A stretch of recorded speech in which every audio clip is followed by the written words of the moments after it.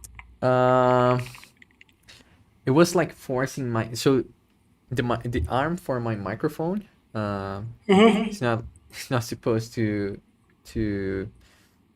support like the camera, and then I just figured I would put it over here on the magic arm instead of the other thing, because I'm like I can use this like MacBook camera just fine as well, you know. Right. So now I have two angles. You have two angles. Yeah. Got it. So one is your DSLR and the other one's your MacBook camera.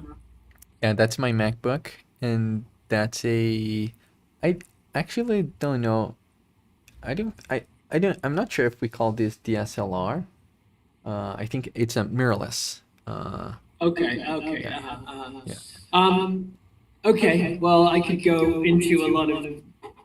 No, this could be a rabbit hole about cameras, and I'm gonna resist.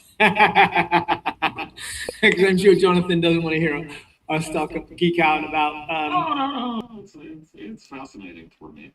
Oh, cool. All right. Well, maybe our audience will be interested. Maybe we'll get back to this. By the way, I do like that dynamic second angle, Daniel. I feel like there.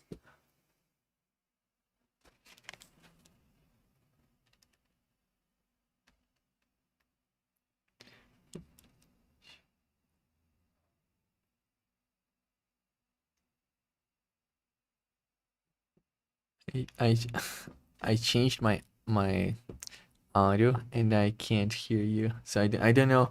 I don't know what you said.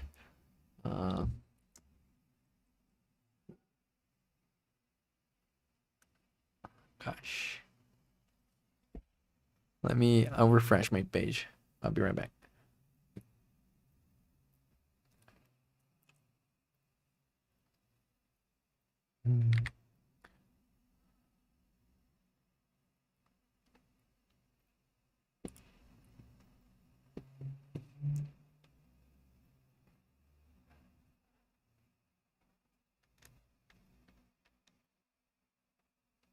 Good. Yeah, we have our highest ranking sensei is leaving, and tonight will be the last practice. So we're arranging how that practice should go, because there's a lot of other visiting sensei coming. We're probably going to have like 50 people at the dojo. It's going to be really crowded, and she wants to practice with everyone, so we're going to do like really quick 90-second matches. Wow. Hopefully in like about an hour and 15 minutes, I think she'll be able to get practice with everyone, so we've been working on that. That's cool, man. Where do you do this? Whereabouts? It's in Japantown in San Francisco. Oh, so cool. It's not a big enough martial art that you really have your own dojos or places, so we just rent space in a Buddhist church gym, and then there's a Japanese cultural center. Yeah. The gym that they have. Yeah, I love that whole Japantown area and stuff on Gary. Mm-hmm. Familiar with it because they have a beautiful movie theater there too. Yeah. And I've gone there many a time. Yeah, it's a great spot. Super cool. I used to live up in the Inner Sunset, so and I had friends that lived in Richmond, the Inner Richmond. So I know Gary very well. How long were you there for? I lived in San Francisco from 2004 to I moved over to Oakland in 2013. So. Okay. Yeah. Good amount of time though. Dude, I still feel like a San Franciscan. I feel like I'm a fish out of water. Even though I grew up in the UK, but I landed at my final destination, and somebody had other plans for me, my wife. But that's okay. It's okay. All right. Well, these are all great topics, but let's just kind of jump into any kind of items that you've pulled away from user learnings. Daniel, are you with us? Are you back with us, by the way? Yeah, I can hear you. So as long as you can hear me as well. There's something wrong with my browser because I can't see you, but that's fine. Okay. Yeah, so as far as learnings, I guess this is dog fooding learning. So there is a financial API that Actually, allows. I'm just gonna stop right now because I can only see myself. Oh, that's weird. How's that? Now you can see. Oh yeah, I can. Oh, okay. That's funny. I guess I have overriding. I maximized you to talk to you, but I didn't know that meant that you had to sit and watch yourself. My apologies. Sorry, Danny. Yeah. And okay. Let me. Sorry, this is distracting me. Sorry, wrong camera. That's not the best day for my setup. All right, Yeah. I'm back. So as I was talking about dog fooding, there's a Brazilian API. Actually, that's a YC company that allows you to connect to your financial data, so all your banks, right?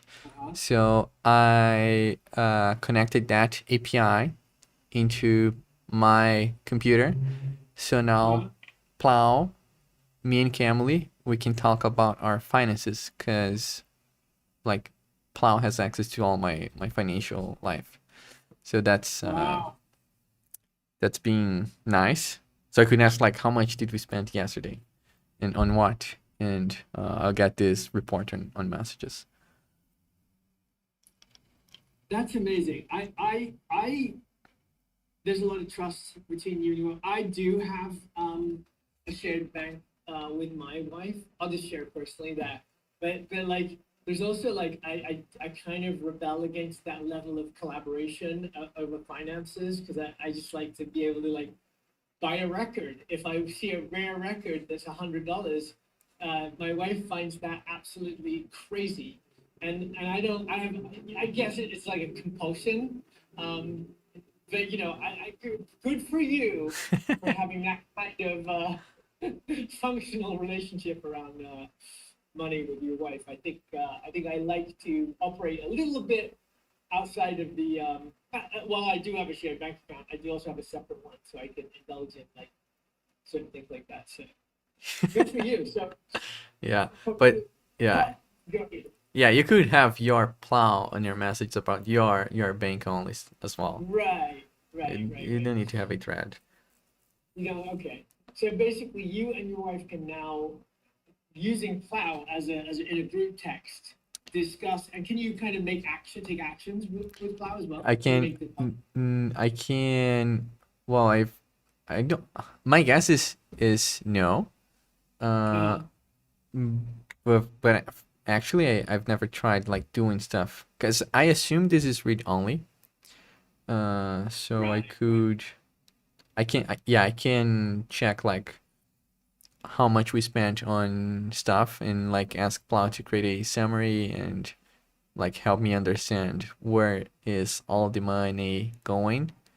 But I can't ask it to like transfer money or like pay something, like using this integration specifically, right? Because if I wanted to pay something that I would use my browser to pay, then yeah, I would be able to pay stuff. Yeah. All right. Yeah. I mean, I think largely, you know, most. So yesterday, as part of the news, I talked to my AI was watching.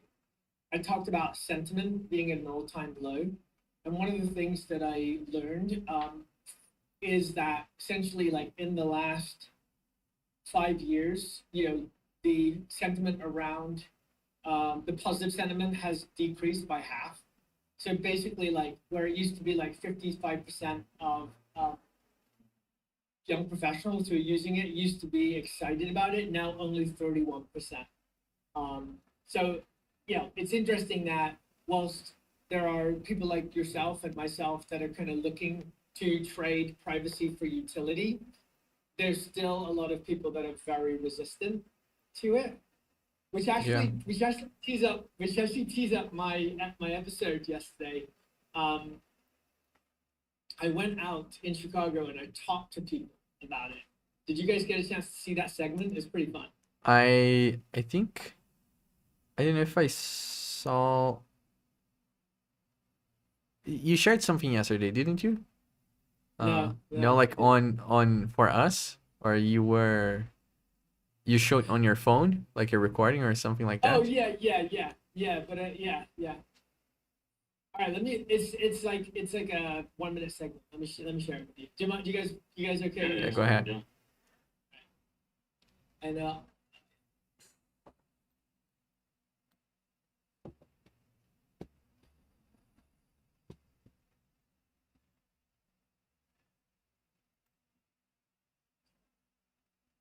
hopefully sound will come through here. Most Americans are now more worried than excited is the headline here. Tell me if you can hear it. Can you hear it?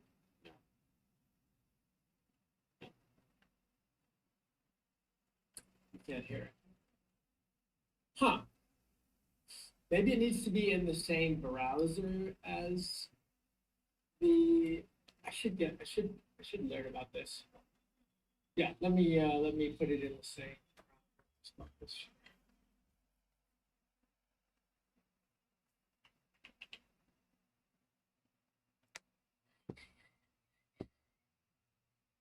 Share this with you guys. Okay, hopefully this works. Ooh.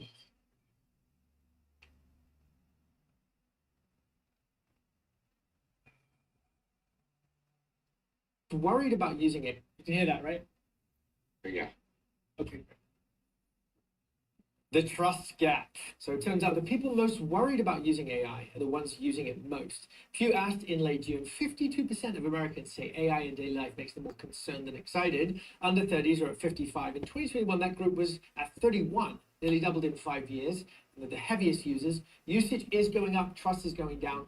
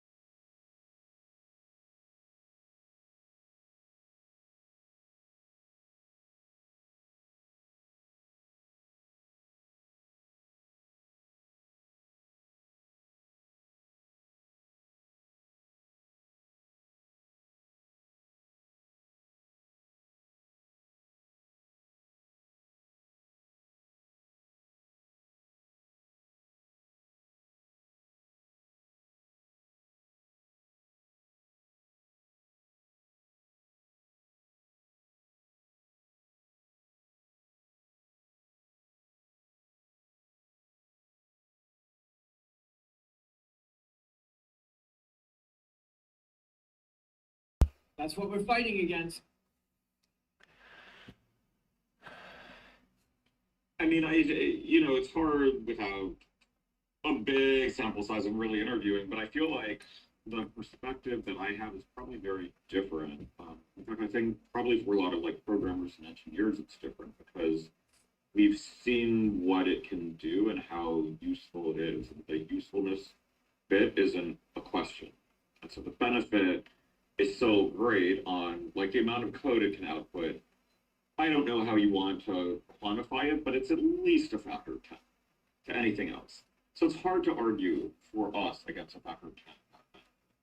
Whereas I think about my sister, who I think would be like a normal Midwest person, she's a teacher, and she's pretty much only had bad experiences because the school gave her the Microsoft apps, which come with Copilot, and it does a crappy job. So anytime she would even try and think like, maybe I can try to do this thing. Maybe I can convert these like math formulas. It failed miserably. And so her trust in the system is extremely low because it can't do what she asked. Whereas our trust is extremely high because it not only can do it, like anytime I've been pushing it, generally it's been able to succeed or a new model comes out and then it's right. Yeah. So I think there's a lot of different perspective in the engineer world probably than the non-engineer world. Yeah. I shared with my whole post today is about the fact that last night we were having, my wife and I have couples counseling, and just to kind of maintain a healthy baseline. And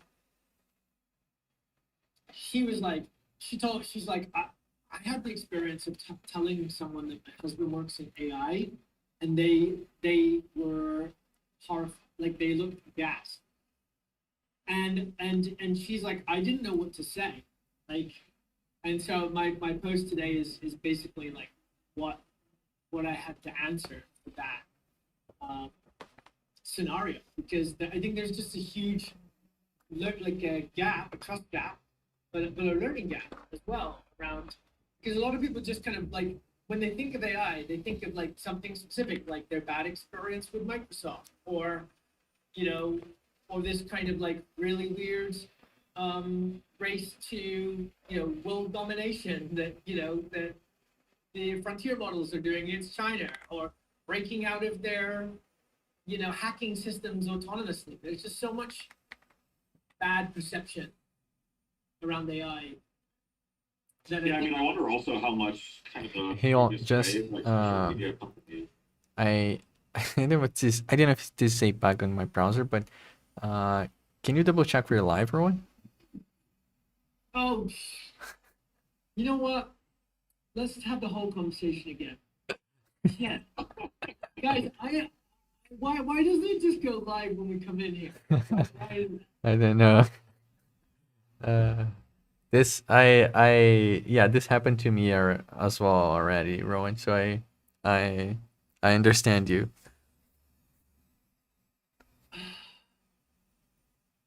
When Jonathan was saying that stuff about his sister, and I was like, oh, this is great. I was like, this is really interesting. There needs to be like a live rewind button where it can just like start streaming from a previous point, and Yes. maybe it streams to like 1.5x and then catches up to like speed. Yes. Well, there was a Black Mirror episode where like life had a like a 10-second buffer or something, and you could like you could go back in life and start again. And sometimes I wish I had that. In this case, we would need a little bit more than 10 seconds. Yeah. But I mean, that's also like a perfect analogy to the conversation. For those just joining us, we're talking about the perception of AI, and it's that type of thing where it's like, this can be really useful, but it's from a show called Black Mirror. So they're trying to say this is actually not a great thing. Yeah. Also, like, no, I think it really would be a great thing, at least for me. Small. I actually really realized the kind of. I thought that Black Mirror was just a general term used to kind of like have a dark reflection of reality, right? A warped perception of reality. But then it occurred to me yesterday that Black Mirror is like the Black Mirror of the smartphone. That's a Is it? interesting point. Can you explain to me? It occurred to me yesterday that every smartphone has a black mirror on it. Oh yeah. Right? Yeah, it does. I didn't even make that connection. I don't know. I just suddenly became a comment on the pervasiveness of mobile technology. Who knows? Well, what I was about to say, right Okay, before we realized we didn't go, was I wonder how much kind of the previous generation, especially social media companies, where we can kind of lump those, because those really took off because of mobile devices, has really poisoned the well against technology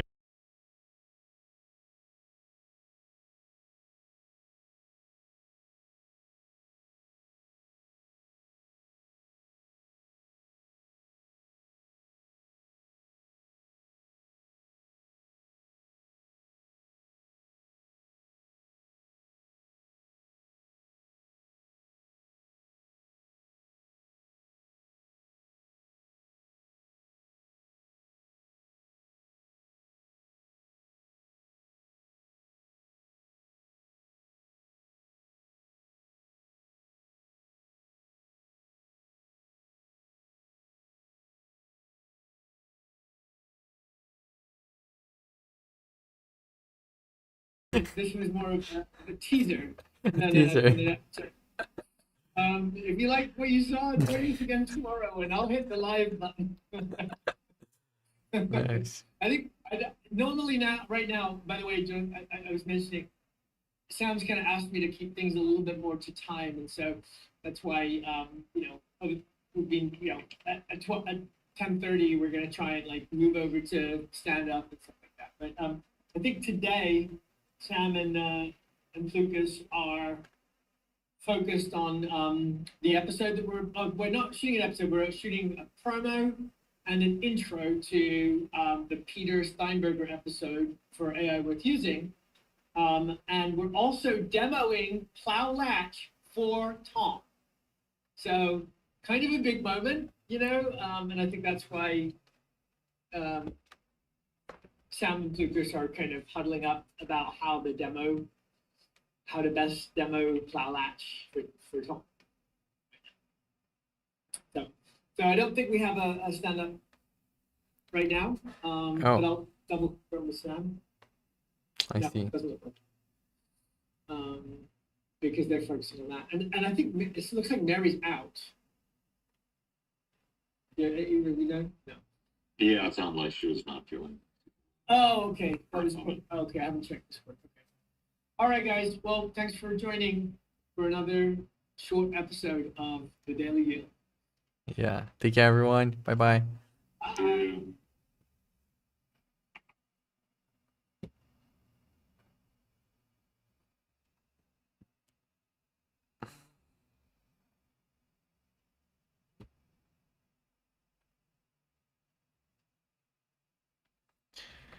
E aí, galera? Nossa, que zoado que tá aqui meu setup.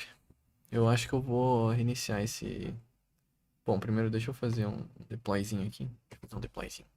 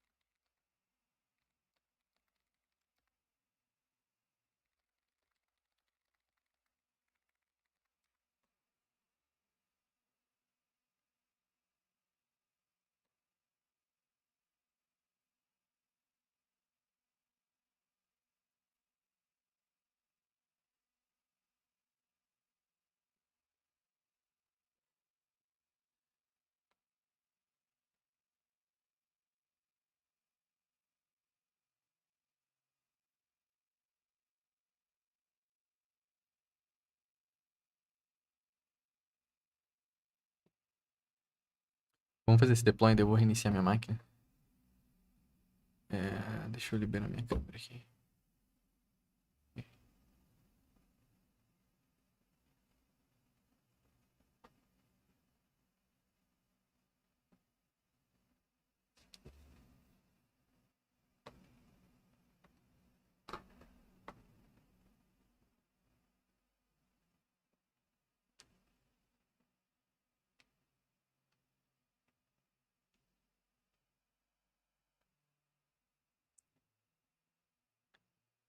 Salve.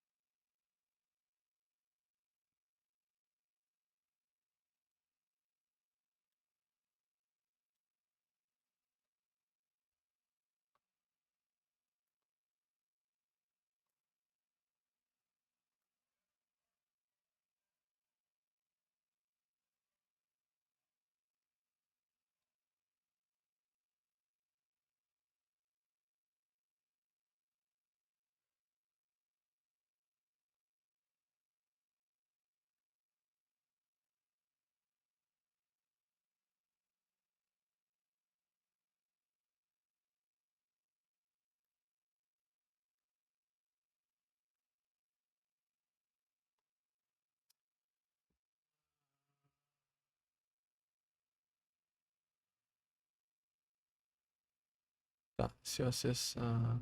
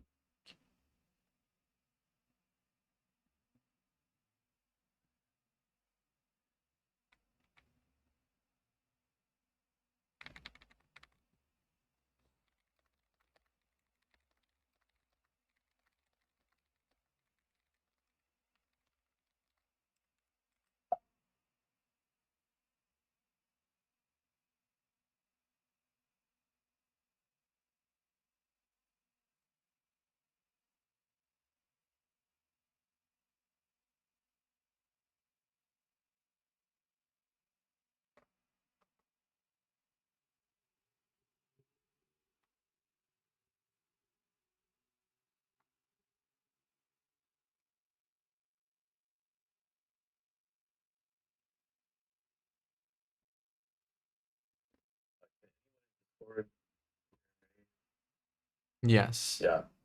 Are you all in the restream? Are we doing stand-up? Yeah, we thought do a quick stand up. Okay. We dive in there. You want to do that in restream or do it here in Discord? We should do it in restream. Okay.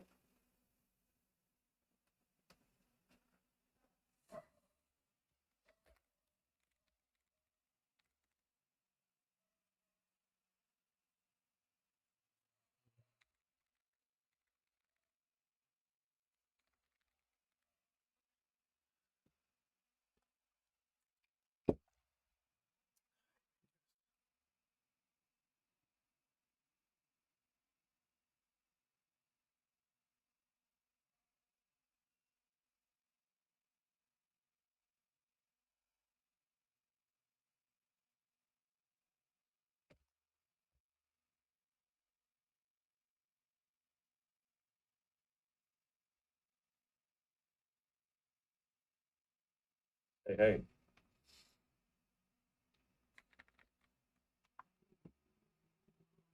Yep.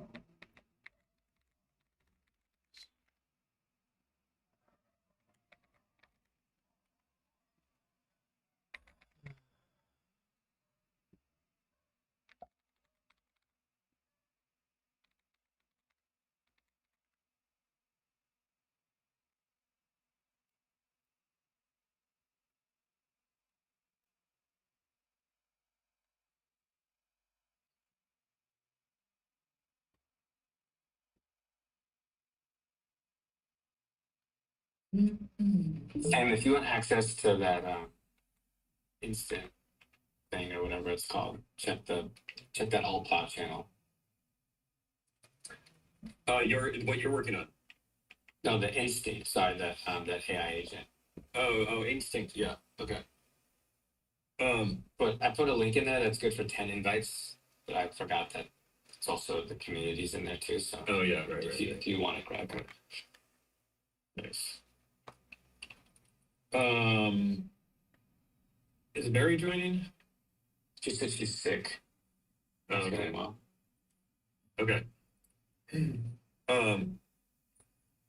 It's go time, everyone.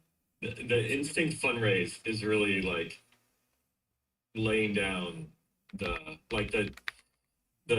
whistle has been blown. So I think it was like half that. You know what I mean? Right. At least. But I really need everybody operating at the top of their game, especially for the next week while we're fundraising. So I just want to. I need to prepare for the Tom interview, but I want to name a responsibility for each of you. And because I think that influences stand-up, right? As the position you're playing on the field, because we really have to execute, like, as a team, and play great soccer. I thought we were dancing tango. And I'm going to name the thing that I think is not...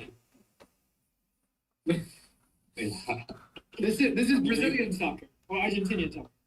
I'm going to be a little bit more prescriptive than I would be normally because I think we just really have to execute. I'm going to name the thing that is probably not like the thing where I'm like, this is where I need you to lean in.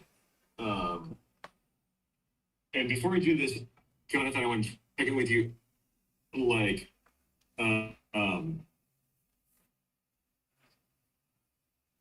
where are you on hours? Like, I'm going to put you on the spot here, Jonathan. I need to know whether or not I should like work to other people. If you feel like you're kind of back at like what is your capacity over the next week? Over the next week, probably about like 10 to, I can do like 10 hours. Okay. Okay. So, and Jonathan, do you have a sense for like with the Mac app what you would want to do in order to get it into like a shippable state? I'm going to say no right now because I think there are some big questions and then there's like the little details for a Mac app. So it's either we deal with some of the big questions on how we want to drive computer usage and do passwords, or it's the little details and making sure it's like a good app platform citizen can be installed will be other things that we need to do to make a like solid app. Okay, so Jonathan, what I want from you as soon as possible is a point of view on the password vault. Like Daniel, so Daniel, you were blocking Jonathan. There were like 4 questions in that doc that you were supposed to answer. So you need to answer those in like the next hour. I answered them already. And you need to defend them to Jonathan. Okay. So that conversation should happen right away. Jonathan, you should feel like you are aligned and with like the architecture, right? Okay. Maybe Daniel and I, we can chat after this. I don't want like AI generated answers here, right? Daniel, like you should understand the stack and be able to defend like how the password vault is designed. Does that sound good? Yeah. So that's the first thing is the design of the password vault in the browser. Second thing, Jonathan, is we need to nail the onboarding flow for the Mac app. Mary has a design. I would just like create the lightest weight version of the new user onboarding flow that feels good to you, and then iterate on that with Mary.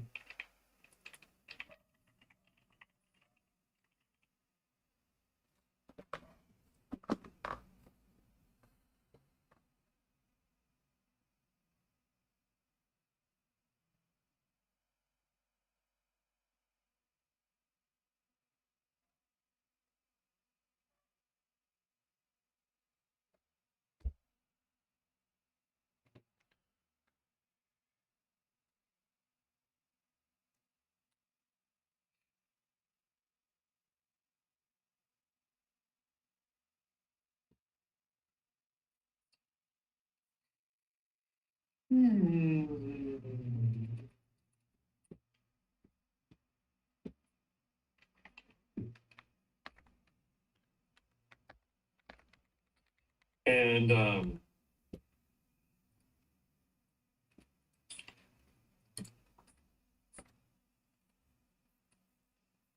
okay, and Jonathan,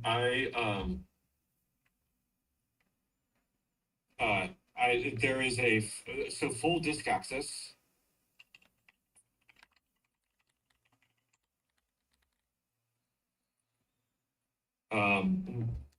Like a user should be able to when an agent asks the ask latch to do something that requires full disk access, we should handle that flow pretty like it should feel smooth, right? So we should prompt at that point for full disk access. Jonathan, are you tracking like the new full disk access UX that everyone loves? No, I do not know what you were. Okay, so we'll follow up on that. It's super cool. Wait till you see it. Yeah. Okay, so let's see. Point of view on password vault, onboarding flow, MVP, iterate with Mary, FBA.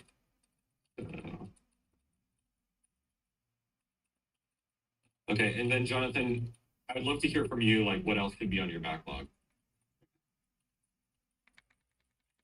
Okay, so Daniel, I really want you to install like the product that we're going to be shipping to users.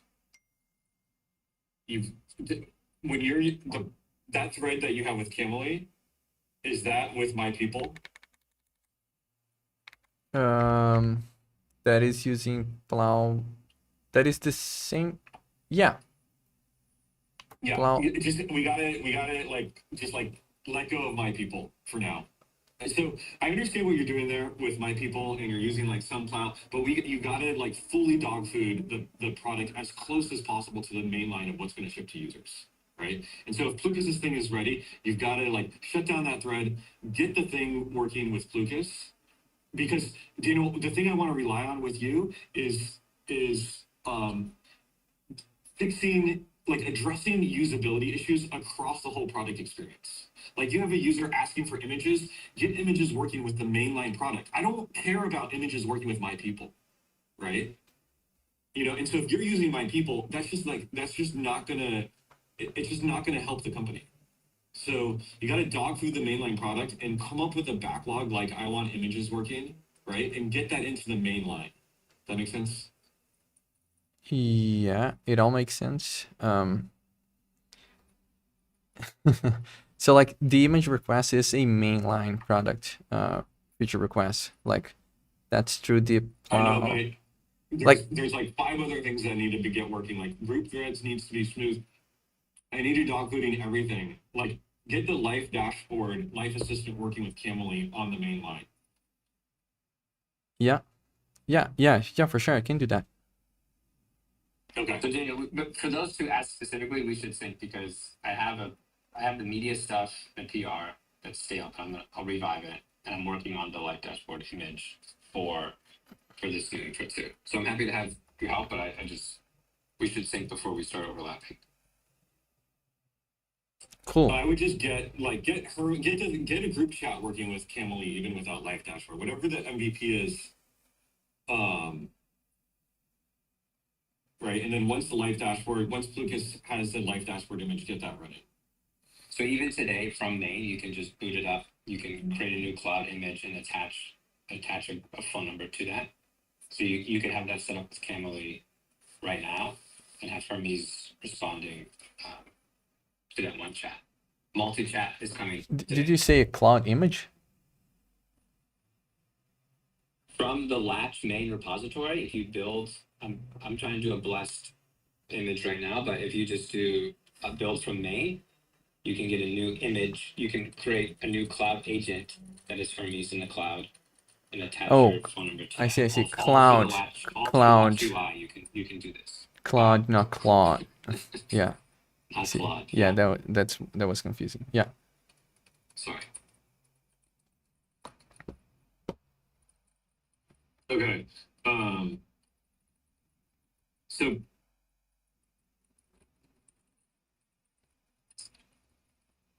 Daniel, I want to share sheet.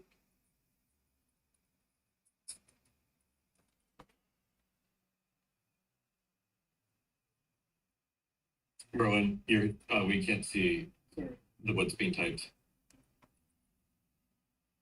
Sorry. Where the fuck is that? I'll find it. Give me a second.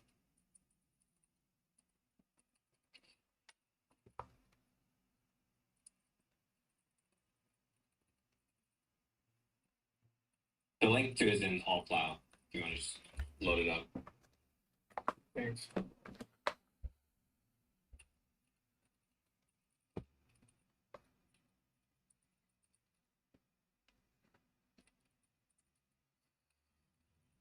Okay, Daniel, I'd like you to get the AI worth using leaderboard with Life Assistant as an example row.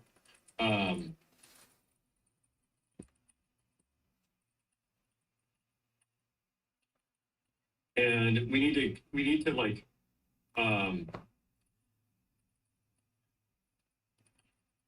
so launch Mary's private preview page. we should have Latch, we should have Cloud Chat API as a product, and the instant start agents.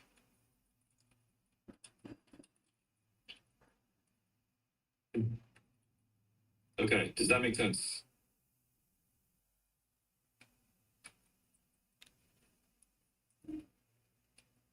Actually, Yeah, so I've only seen. So, Rowan, you can stop sharing this because I think everybody actually has access. I'd like to see everyone's faces. Okay.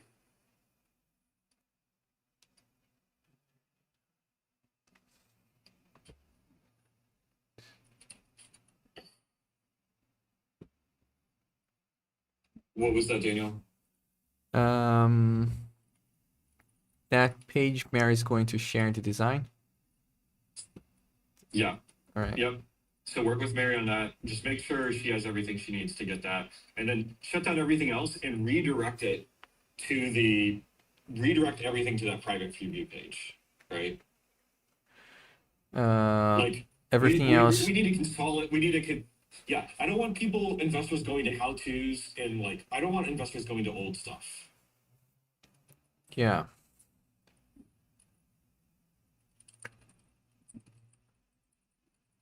Okay. Right. Okay. So then Lucas is. I'd love to hear from you after Tom whether or not there are other things we can delegate to Daniel.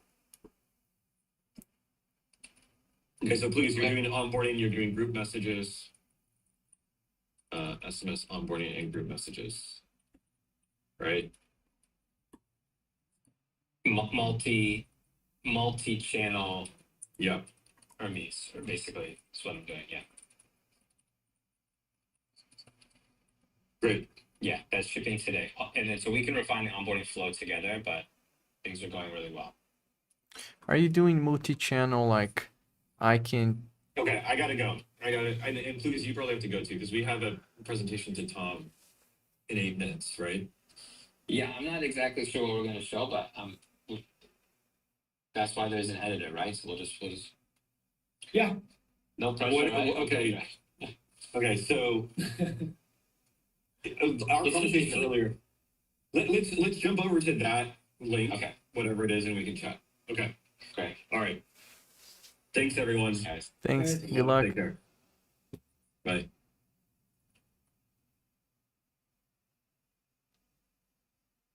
All right. Is that it? That's it.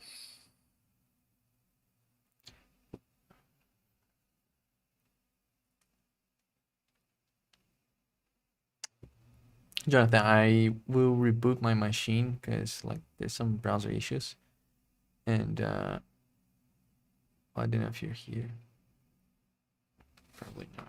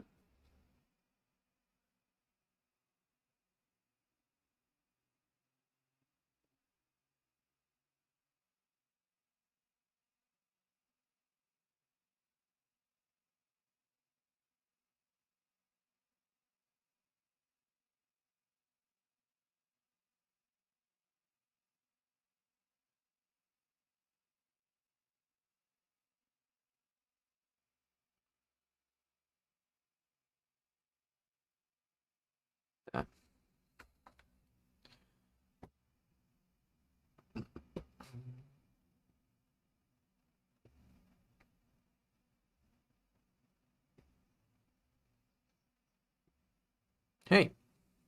You don't know. Let me. So. Oh. Can you hear me normal or is there echo or anything? When you first joined, there was an echo, but it sounds okay. Well, I think I hear an echo. Yeah. It's okay. Let me. I think it's okay. Let me turn this and see if. Can you say something and see if there's echo? Sounds fine. Okay, no echo. Cool. Cool.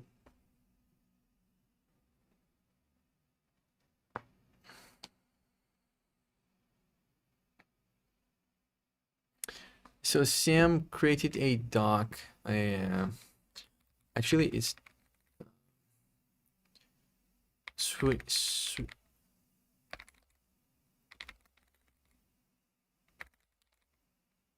yeah, the swing for the fences doc.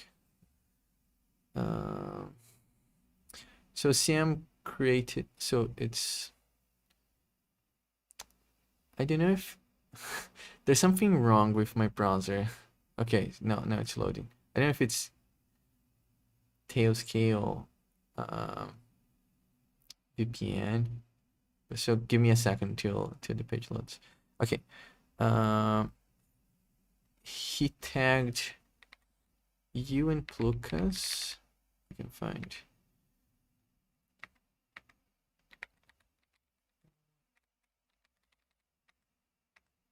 Okay. It's if you search for product principles for the next week, and then, or I can share my screen. I think this works as well. Screen. This screen. Okay, let me know if you can see. Okay, so I think, well, looks like he created this questions because he wanted me to hand off stuff to you because you were going to own the app, and especially it was around passwords vault. And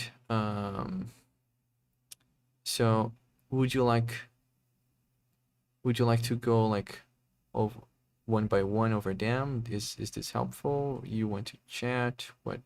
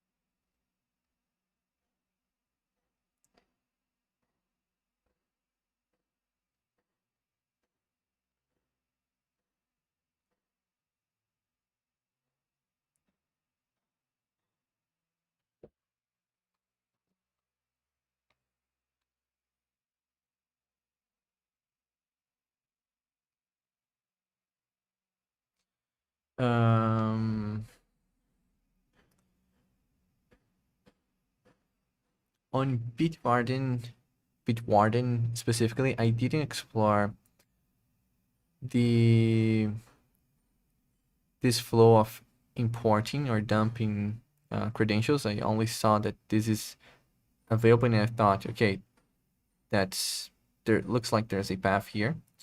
But my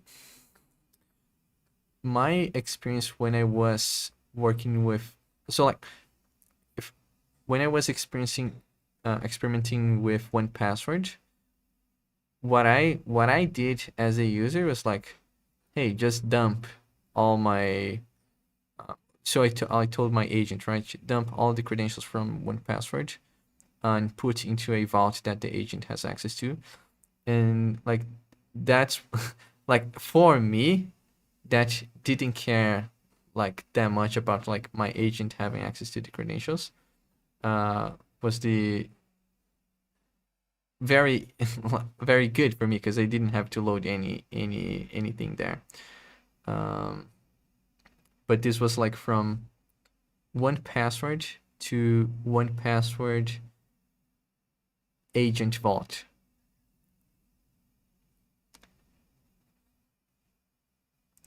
Yeah, exactly. It's a service account. So you need to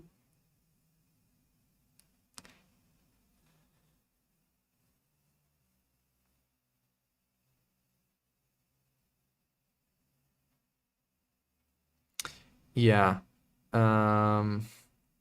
Exactly. So the agent, if you're using a service account, and service account is the only way you can pull stuff, access stuff from 1Password without having to touch ID.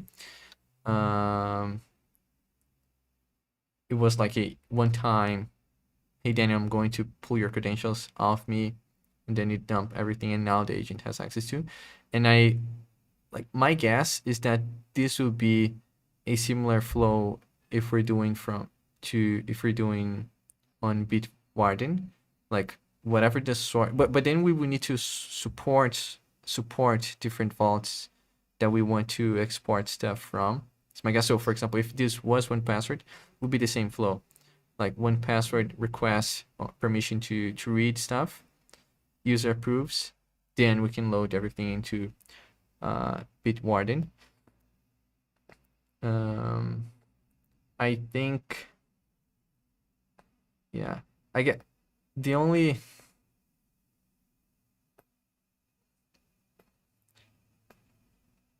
could be a little confusing, like how can the agent write everything into your vault, but it would not be able to read your stuff later.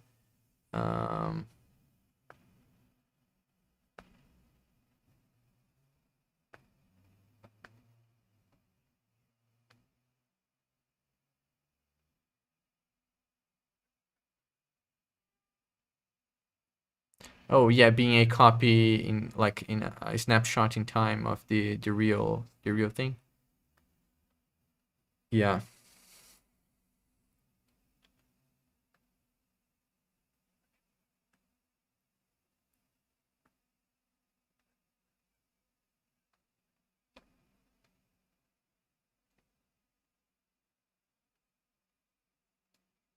Yeah.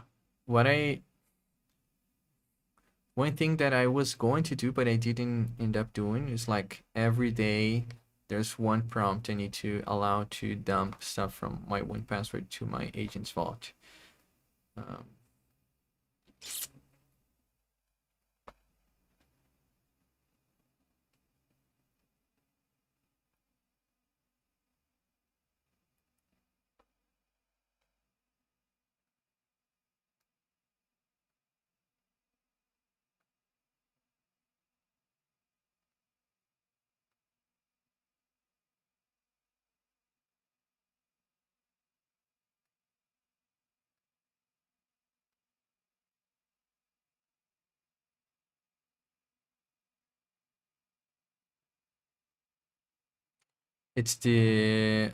I was using the CLI. OP CLI.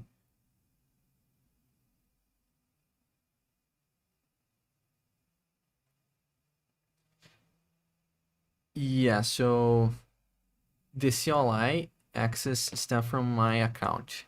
So you just need to enable the, I guess, developer mode thing on the app. And for you,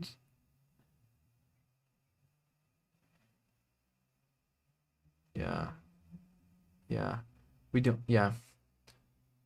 So the service account is not necessary in this flow, but like if it were, we would need, as far as I know, I think the user needs to be an admin of the account to be able to set up a service account.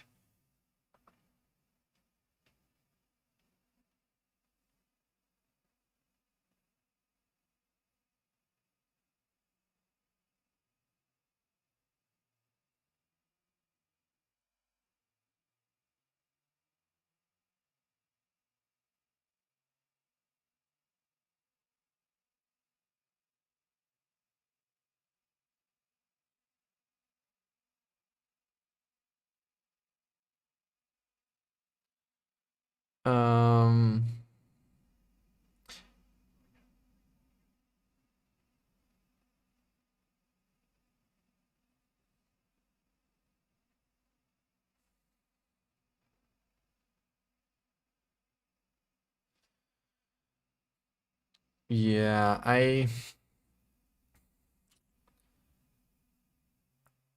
honestly, I was so like that is the whole reason why I went with something that is already built. Because like they figure out all the issues, and I don't want to figure out all the issues that they had to like spend a lot of time to discover. And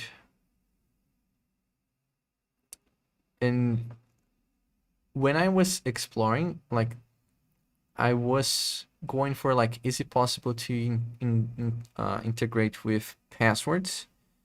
And then when I discovered, okay, there's no way to integrate with passwords, I didn't think like that keychain was very interesting. I guess it's when like I asked you a little bit about keychain, you show me like where keychain store stuff, and so that is like a little unknown to me, like the unknowns there.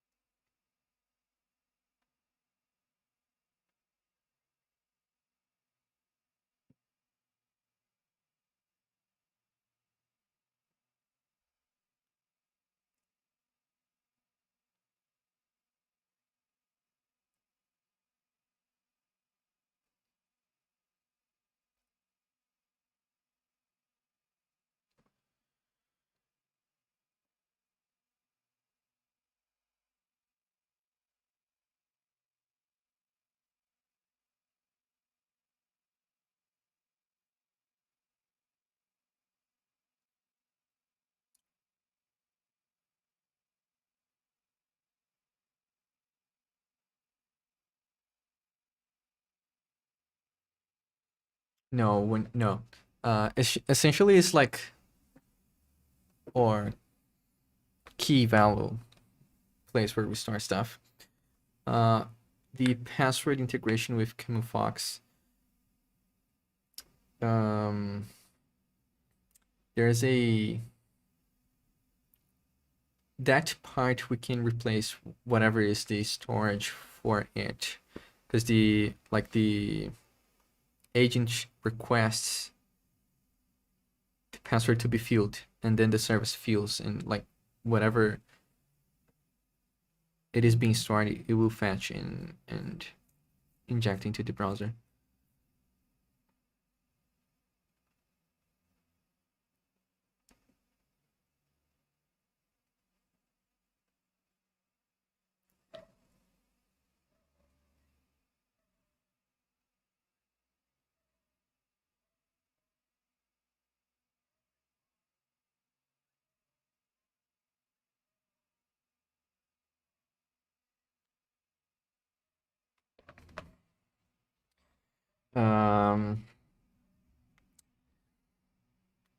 Yeah, I think so there's I think there's two things there.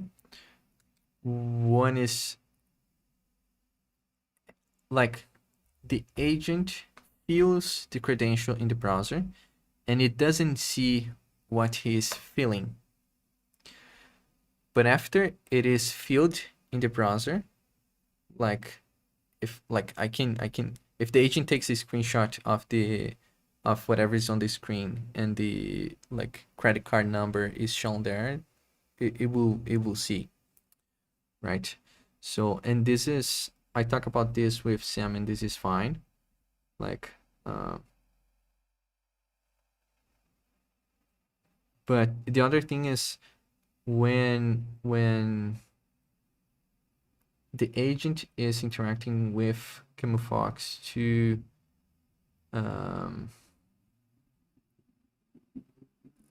I don't know specifically, because this is something like Pluka saw this and Pluka create the PR to solve this, as far as I know. Yeah, when the agent is working with the browser is like constantly taking screenshots.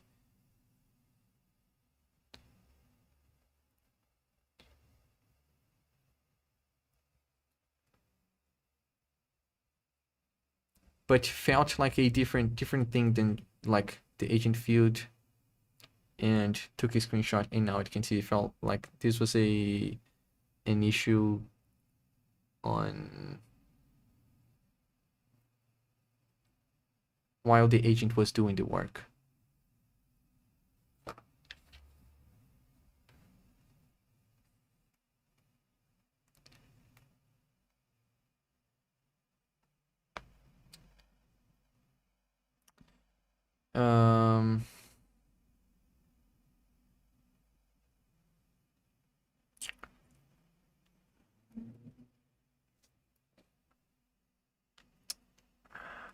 I can't explain exactly to you, but I'm pretty sure Lucas worked on redacting the information in this flow, so this security issue was fixed.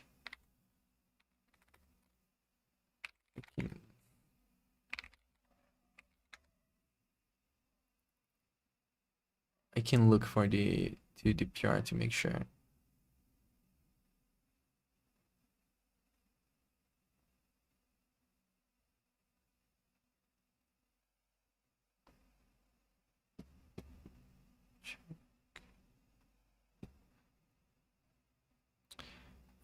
Yeah, now it's Latch because it was renamed.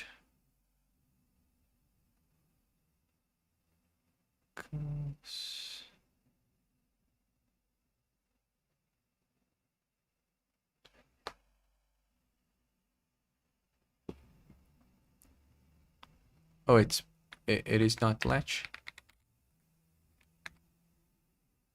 Yeah, it's Latch, right?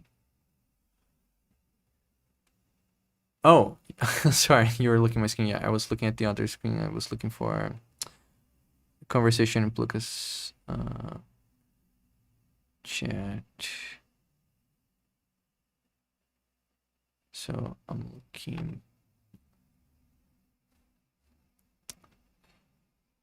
Let me up this. Here.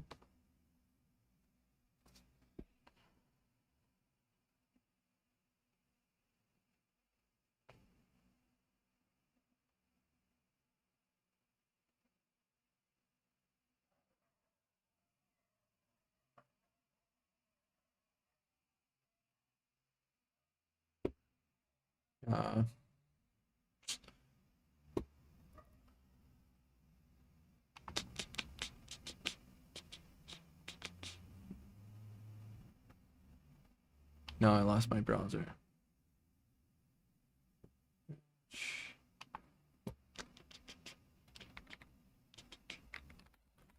This one. Here. Found it. Yeah, so relate to a more real model with approval.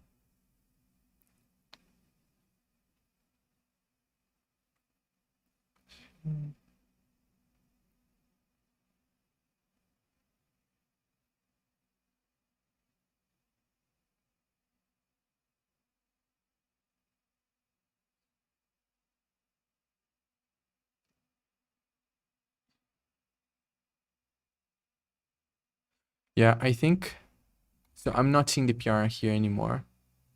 So that thing I'll consider solved. The other thing is like if the agent goes rogue and after the credential was filled, he wants to see what is in the page. That's something we are not. This is something I raised with Sam, and he thought it was fine for now.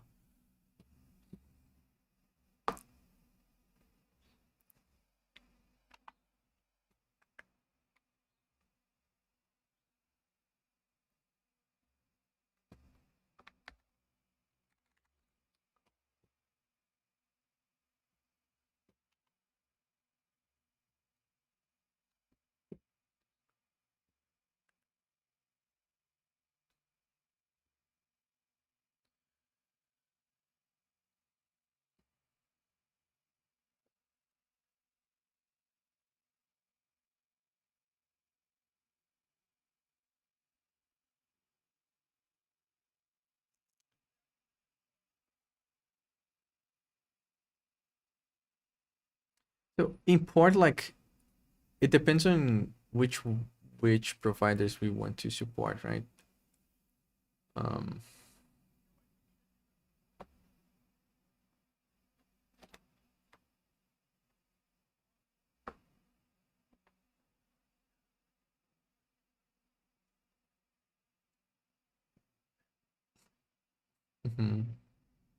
And is it actual possible to access passwords?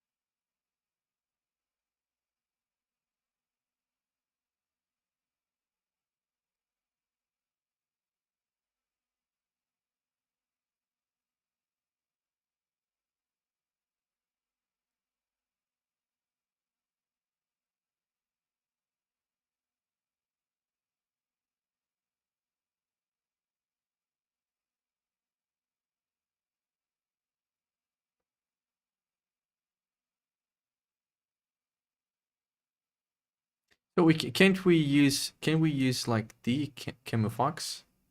Because camouflage is, I think it's, no.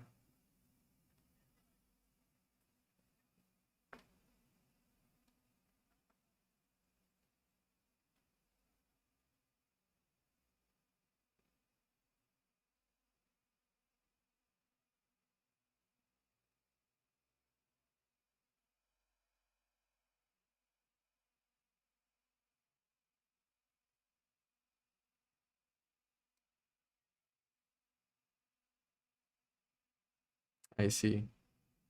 I see.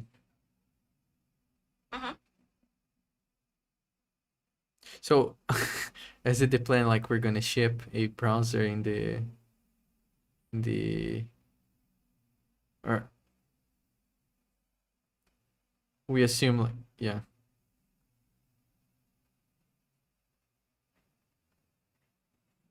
Yeah, 2 browsers.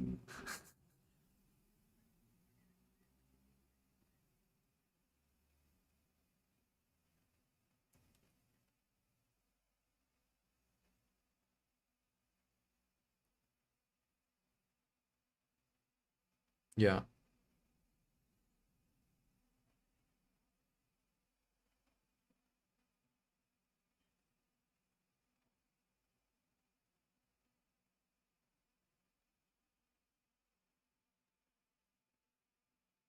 Is there more?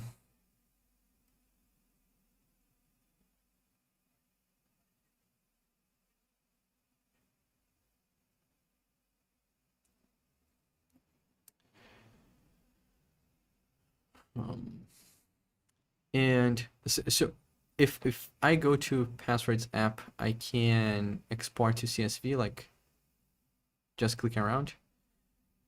And yeah.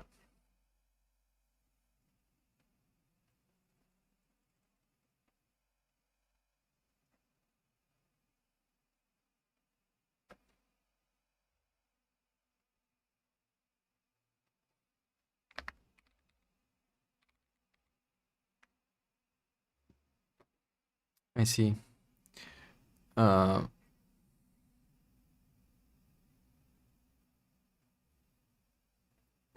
I see. Because I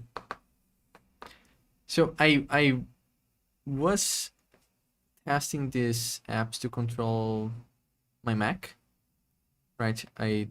There's one that's called Cua, CUA, and like the test I did is like it opened the messages app, found Sam, send a message to Sam, like using my computer, just like we navigate Camille Fox like it was navigating my computer. So if we had like a flow like this to export the stuff for the user,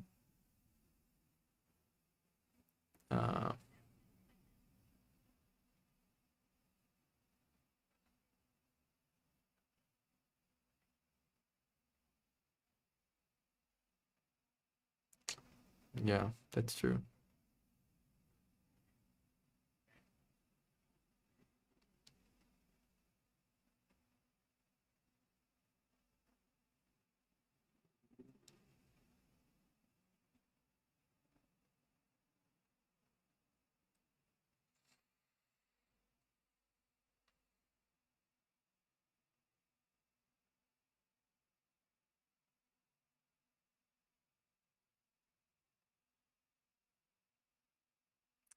Yeah.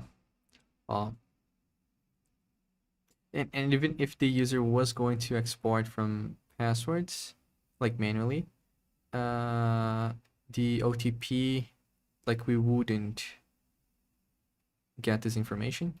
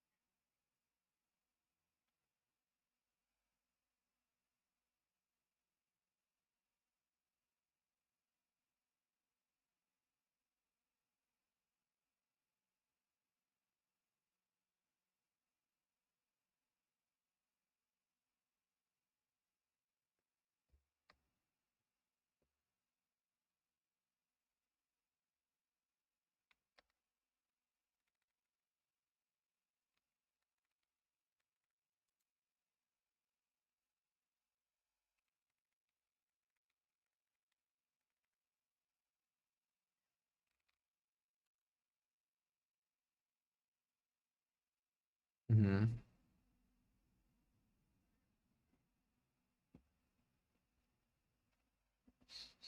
Yeah.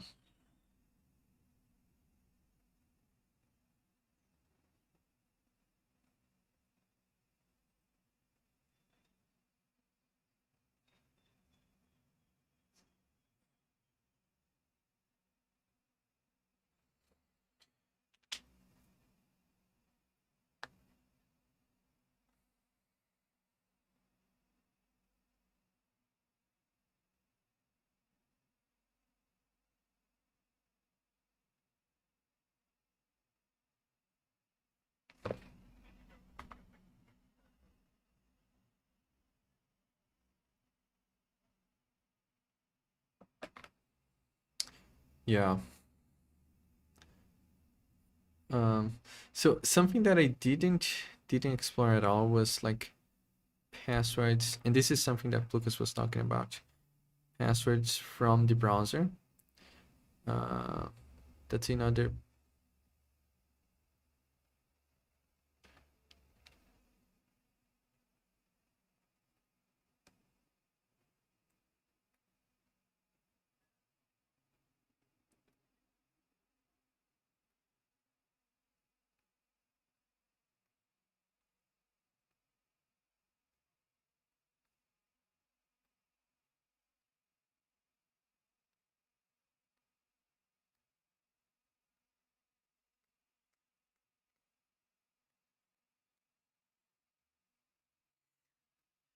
Yeah.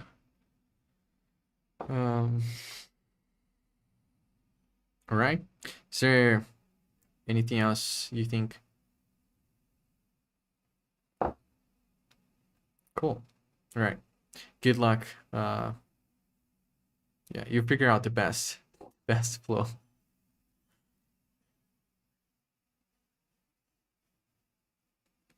Yeah, but we need to start from somewhere.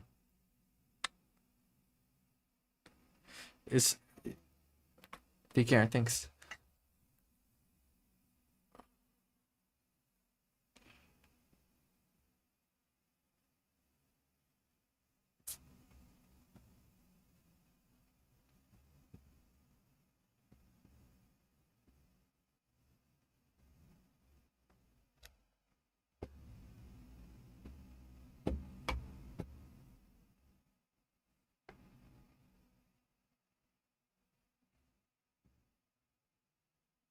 É, galera, eu vou reiniciar a live, já volto.